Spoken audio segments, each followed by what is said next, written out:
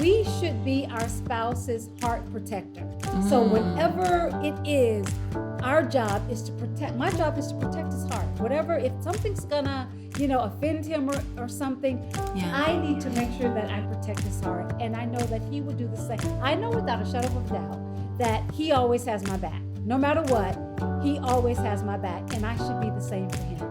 And it's you and me, babe, whatever comes. Knowing bigger hands are holding ours, and the greatest days are ahead of us. Growing in love, learning to be a better us.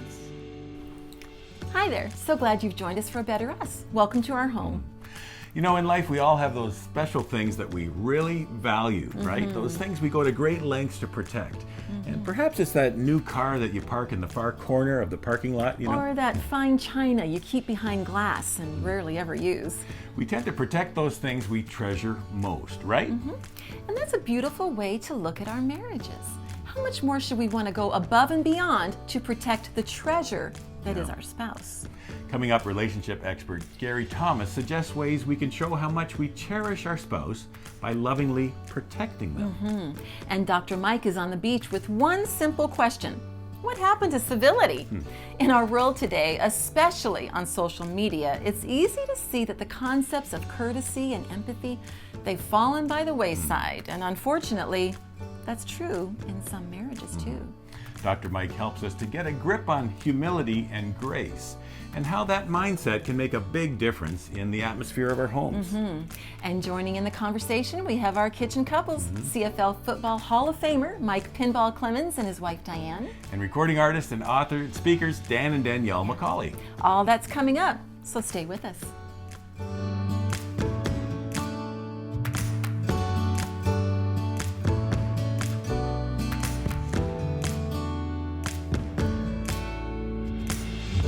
At the heart of a cherishing marriage is the desire to protect each other. If you cherish something, you protect it. If a guy really cherishes his sports car, he has the cover over it in the winter. If you really cherish an autograph, you put it behind a frame, or you just make sure a coffee table, you make sure everybody uses the coasters.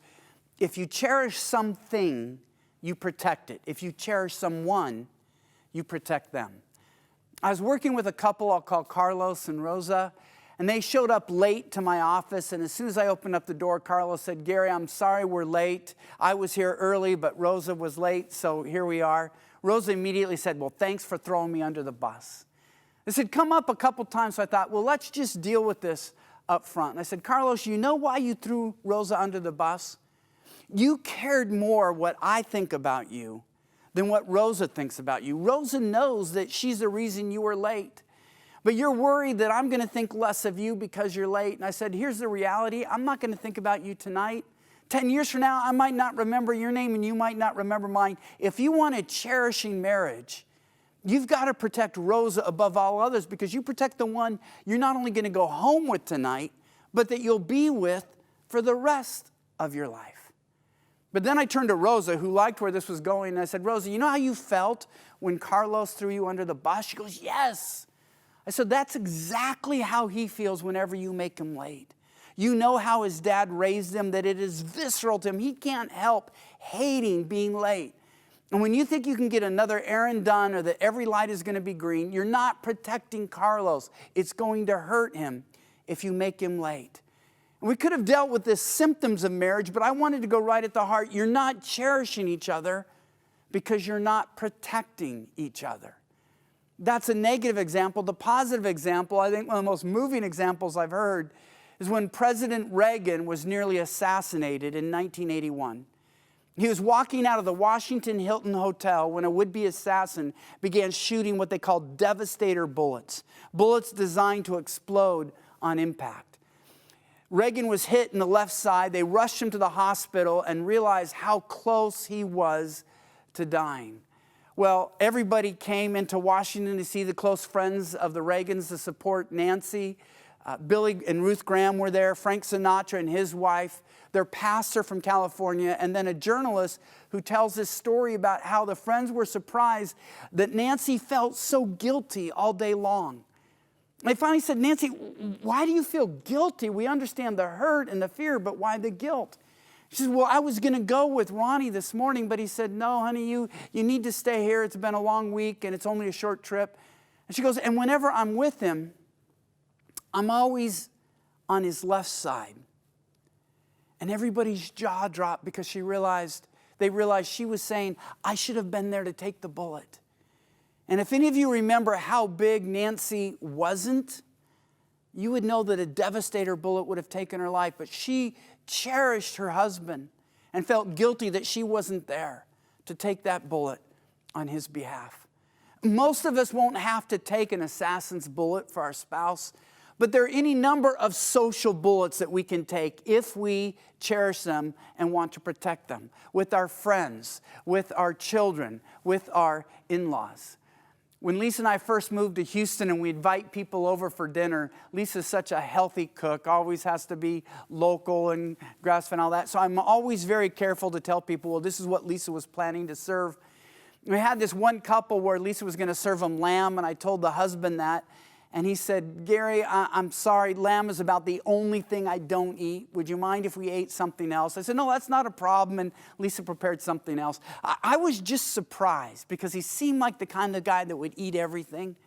And later, as he was my friend, I saw him actually eat lamb, and I realized what it went on. He was protecting his wife, who is a little bit more of a picky eater, and he didn't want Lisa to think ill of his wife when we were first getting to know each other. He said, I'm going to take that bullet for her and make it about me instead of her. Perhaps in a more humorous way, there was a husband. He's a happy-go-lucky, gregarious guy, and his wife has a real problem with flatulence. She just can't help it. She's tried the charcoal pills and everything, and he doesn't really care what people think about him. So when they're in a public situation, and because of the ears or nose, people realize that something has happened, he will scream out, hey, everybody, my bad, I'm sorry. And all of their friends laugh at this guy, saying he has such a problem with gas. He doesn't, but his wife does, but he likes to protect her in public. And men, let me just ask you, what do you think a woman will do in private for a man who protects and cherishes her in public like that? He would say he's made a very good and wise choice. If you cherish your spouse, you'll work hard to protect your spouse.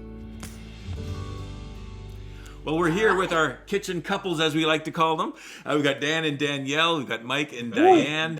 And it was great to hear from Gary Thomas. I like that idea, taking the bullet for your spouse. I like that even too. in public situations. Isn't that a cherishing thing to do? You know, because it's so easy. I mean, I know I've been guilty of it. If you're running late and it's not your fault, you want to make sure everybody knows it's not your fault. Yep. But usually it is my fault. But I wasn't going to say anything. I wasn't going to throw you under the bus. I threw myself. But no, it's so tempting, isn't it, to just make sure everybody knows it wasn't me, it was him. When really, what difference does it make? And the damage that I'm doing to the closeness that we share by making that statement, it's just not worth it.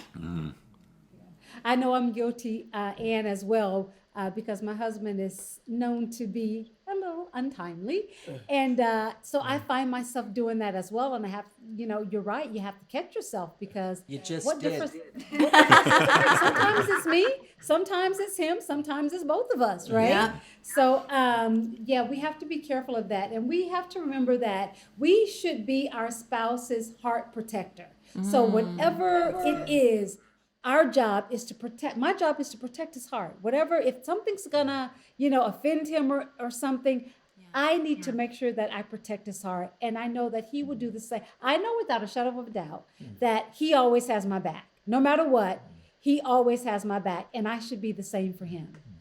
Starts in the heart. And I'd like to say most importantly here is what's on the menu, right? Not what's off the menu. Because we often say, well, you shouldn't do this or you shouldn't do that, right?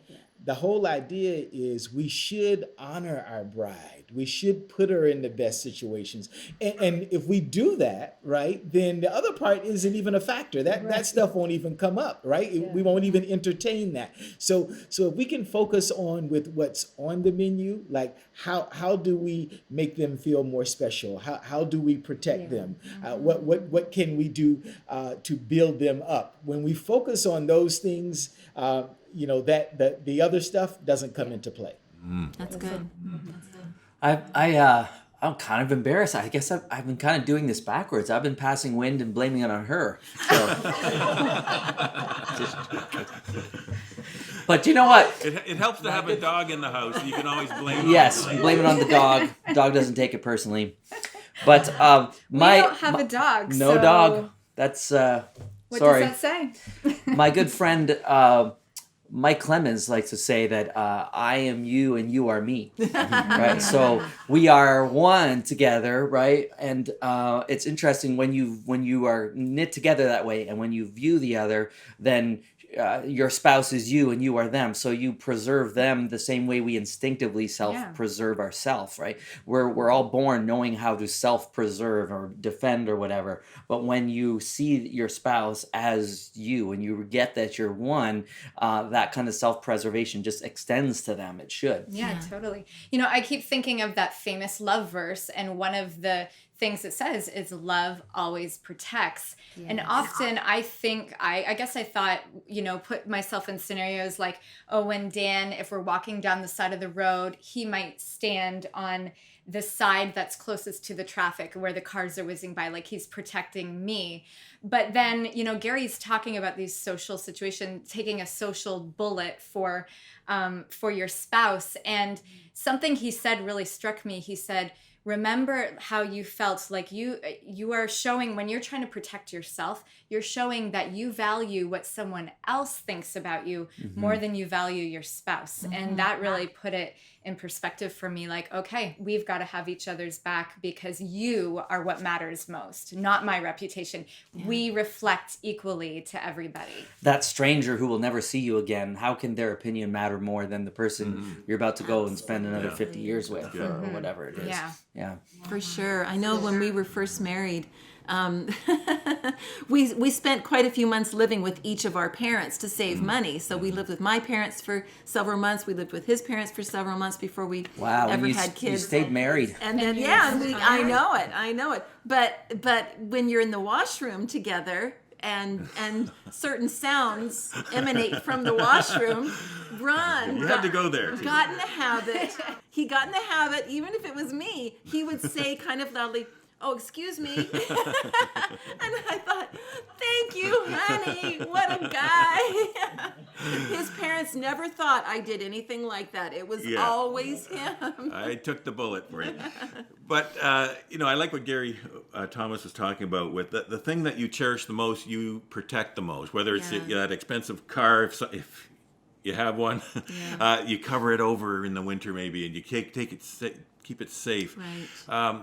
But any type of hurt that you think could affect your spouse, you want to protect from that. And so it's such a good thing to remember. And not just the protecting side, but on the flip side, I think, Mike, you talked about this too. What can you do in public to honor and to praise your spouse as well? Because that is showing the cherishing also. You're not just protecting, but you're going out of your way to say good things in public also. And a woman's number one need is security. And so if she truly feels secure in your relationship, like he has my back, and I have that kind of security, then the intimacy is even deeper and greater, and you're building a stronger foundation for the long haul. Absolutely. So it's really good. Okay, right. Good discussion, guys. Thanks, guys. And we'll be back with more of Better Us. Stay with us. Sometimes we treat our spouse like, well, they can take it, they know me, so we give everyone else our best, and then we come home after a long day and we just unload on, this one. But the fact is that we need to be that much more gentle with the ones who we're closest to. Hey friends, Ron and Ann here. We're so glad you're with us at A Better Us, and we pray your marriage is blessed as you take this in. Be sure and hit that subscribe button if you haven't already, and enjoy this video.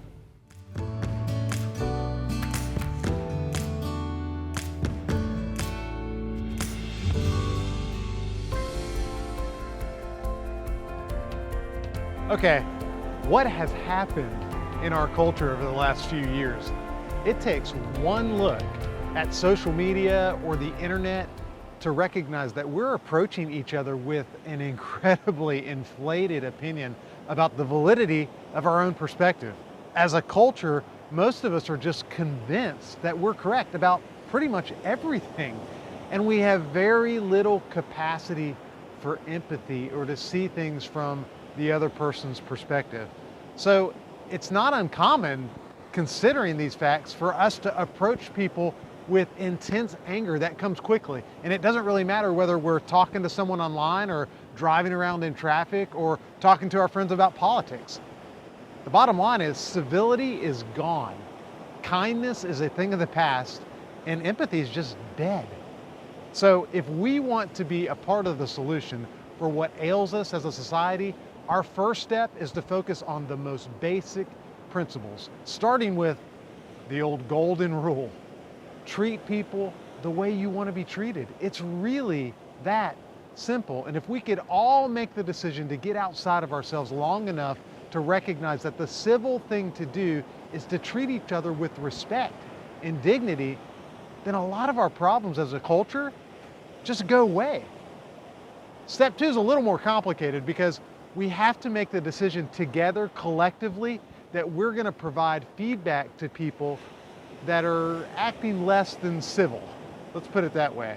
How do we give that corrective feedback? In other words, sometimes the golden rule will necessitate that we speak the truth in love to one another. Now let me tell you where this civility problem is really hurting us more than anywhere. It's in our marriages. So I want you guys to make the commitment today that you're going to start with civility with your spouse. You really do not have to worry about how your spouse responds, what they say, because that's not the idea. The idea is that our job is just to do the next healthy thing and to trust that the peace that will come to us as individuals will trump whatever backlash the people around us throw back. Well, we're joined again by our kitchen couples. We've got Dan and Danielle McCauley. We got Mike and Diane Clemens. Thanks for joining us, guys. Yeah. Yes. It's always fun to hear from Dr. Mike on the beach because Yeah. he uses few words but says a lot in those few words that he uses. You like the setting, too. And I actually wrote down his very first line because I loved it. I thought, how good is this? He said, "We have an incredibly inflated opinion about the validity of our own perspective." Yeah. How good is that? I mean, oh my goodness. It seems especially true today on social media, Yeah. especially, was whether gonna we're say, talking has that about ever been politics, more true? whether we're talking about health. Yes. Everyone thinks that their opinion is the right opinion. That's right. And they can say it pretty loudly. And people when they're do. kind of behind their computers and, there's almost a sense of anonymity, but it's out there for the public, Yeah. they can be a lot more bombastic and get heated more than they would even in a personal setting. Yeah. But it's so true, though, isn't it, that that we think we're right all the time, and in marriage that can And be so quite a sore spot. Civility in Yeah. marriage. We don't really think about that very often, do we? Yeah, I was actually just exactly what Ron was saying was somehow, especially with social media, people have become so bold and brazen to say things that they would never say to people's faces when they're in front of them. And that has been kind of cultivated in us as a culture. And then and that can often be husband and wife. Sometimes we think, oh, we can just get away with saying whatever we want without consequence. And it's not true. There are consequences. And so the fact that we lose those things, like we have to start to rebuild and say things and the way that we mean, truly, not a way that would hurt them or something like that. So yeah, we have to be careful whoever we're talking to. Right. So the digital aspect, texting, social media, it's like you're saying, it's easy to slip in that direction, Yeah. which is not really the subject of what we're talking about necessarily overall, except that it can infect our overall way of communicating. Yeah. So it can start there, but then it just becomes normal, and then it starts coming out of our Yeah. mouth, even to the person that we're supposed to love. And respect, I think respect is a big factor here when it comes to civility. It can sleep out there, and so we just want to guard that. And like you're saying, sometimes we treat our spouse like, well, they can take it, they know me, so we give everyone else our best, and then we come home after a long day and we just just unload on this one. But the fact is that we need to be that much more gentle with the ones who we're closest to. I think we've said that on this show before, because we're that much closer, because there's that much more vulnerability here. There's potential for damage. So that respect is important. Right. I think we need more accountants. Yes, we need to audit our thoughts just a little bit more before we speak. I think it is so important in relationships to actually practice that at home, right? And practice that on the people that you love that are around you. And as you practice that, I think as you go into the greater public, I once heard, and I'm sure someone famous probably said it, it's better to be silent and to be thought of as ignorant than to speak and remove all doubts, right? And that comment is a little bit derogatory, but the idea here is, I think that everybody's opinion deserves to have its time, its place, but in saying that, while we want to give people space, right, we also want to make sure that we can do so in a respectful manner. Yeah. I'm opting out of this one. Mike, as you were talking, I was just thinking of that verse as you were talking that talks about we should be quick to listen and slow to speak and slow to get angry. Right. And that is in the home, outside the home, on our screens, everywhere. Like, that rule of thumb just needs to be put in place. Absolutely. Wherever we are. And I think we all know people who are just the nicest people to their friends and to everybody else, but then behind closed doors, we see that they're not that nice to their spouse or to their kids, or it's kind of the anger just erupts out of nowhere. I wrote down years ago, and I think, Dan, this is the quote that you're referring to. I wrote it in the back of my Bible years and years ago. And it goes like this: the closer you come into relationship with someone, the more necessary do tact and courtesy become. Whereas you might think it's the opposite, right? As you were saying, Dan, we've been together long enough, right? We don't care. I don't have to say, please and thank you and these little courtesies. But no, it's actually most important for the person most important to you to have those little things of civility and courtesy in marriage. And it just shows that yes, you love, but you also cherish your spouse enough to care about those little things. My mom used to say, treat your family the way you would treat your friends outside of your home, because you always tend to treat the people outside of your home better than you treat the people at home that you're living with. That's so backwards too, isn't it? It's Like, so it should backwards. be the people that we love the most, we should treat That's them right. kindly and with the greatest respect. Yeah. Absolutely. Yeah. So civility starts in the home. Civility starts in the home. I like that. At the risk of being uncivil, I'm going to cut us off here, and we are going to be back to wrap things up in a bit. Thanks, everyone. All right.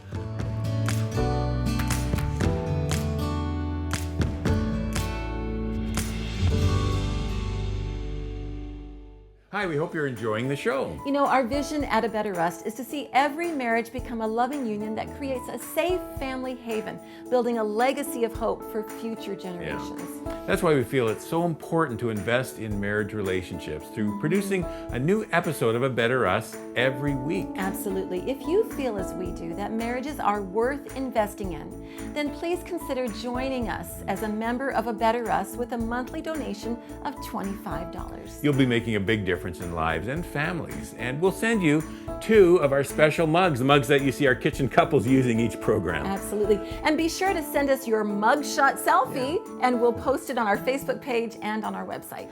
Simply visit abetterus.tv and click donate to set up your automatic monthly giving. God bless you, and thank you so much for making this program possible and helping us strengthen marriages. So we can all become a better us.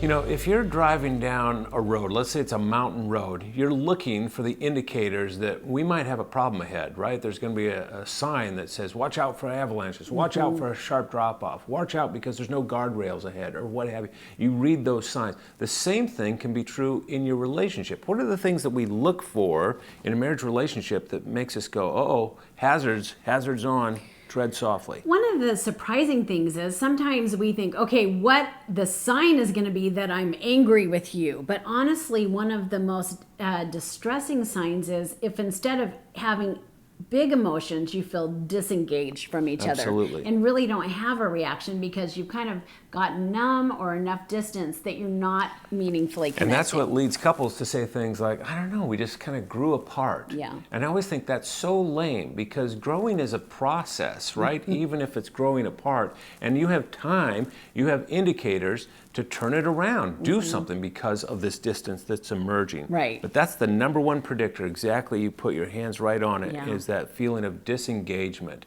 If you're feeling disengaged from your spouse, it's time to get intentional. It's time to see a counselor. It's time to have a marriage mentor or a coach that'll kind of step in and help you become aware of what you can do right now to read the signs more clearly and make sure you don't cause any problems.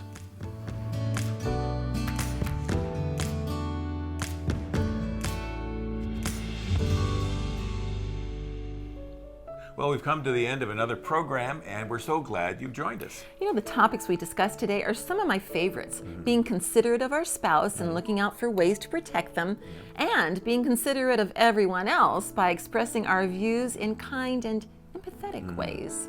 Regarding our spouse, Gary Thomas had some challenging thoughts about protecting them, going out of our way to make sure they don't feel hurt, even taking a bullet for them, so to speak. It's a sign of how valuable they are to you and that you truly cherish them. You know, the bond the two of you share is unlike any other, and it's so important for the both of you to make sure that the other truly feels understood, valued, and protected by you. And this kind of atmosphere goes a long way in grounding your relationship so that when those storms do come, both of you know that you've got each other's backs. Your us is protected. And that same mindset can apply to how you express yourself in general. When you feel you know you're right about something, before you speak, think about how your body language and tone of voice will be received. Will they feel understood and valued, or will they feel like they're under attack? And this is so important in marriage. Attacking your spouse with your opinion will always cause them to become defensive, creating unnecessary distance between the two of you that then has to be healed. Right. Putting this kind of thought and care into your relationship takes work, but it's so worth it. If you feel like you need extra encouragement and even prayer, the number on the screen is there for you. It's our prayer line, and it's available for you 24 hours a day, 7 days a week. Thanks again for joining us. And remember, with God, there is always hope to become a better us. Hey friends, we really hope you're enjoying the marriage conversations here with A Better Us on our YouTube channel. We have hundreds of more helpful marriage videos designed to give you hope and tools to make your marriage better. And you can see just a few options we think you might like here and here. Enjoy! Oh, and make sure you subscribe by clicking here so you don't miss out on all the great marriage help we have coming your way soon.